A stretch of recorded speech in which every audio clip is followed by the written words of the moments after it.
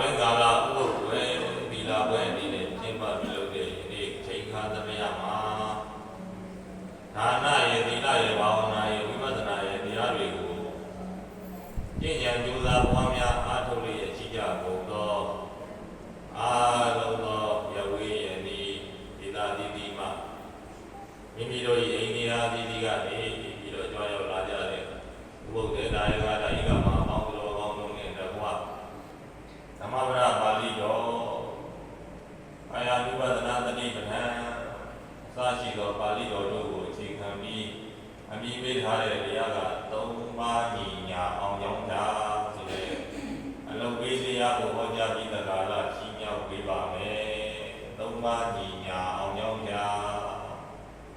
အဲ့တော့ဒီကဲ့သို့သော၃ပါးညီညာအောင်ကြောင်းတာဆိုတဲ့တရားတော်ကိုတဲ့သုံးလောကထွက်တင်သဗ္ဗညုတဉာဏ်ပိုင်ရှင်မြတ်စွာဘုရားရှင်ကိုယ်တော်မြတ်ကြီးကိုတော်၎င်း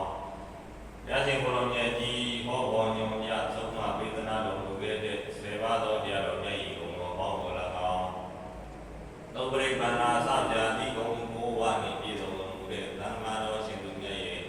ဘုံတော်ပေါင်းကို၎င်းနဲ့ဆရာတော်များပြကြဖို့ကျေးဇူးတော်ရှင်သံဃာမဟာပဏိတာ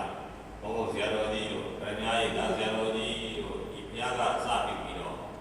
ဆရာတော်များရဲ့ဒီလကိုသမာဓိကိုပညာဘုံတို့ကိုယုံကြည်လေးစားပူ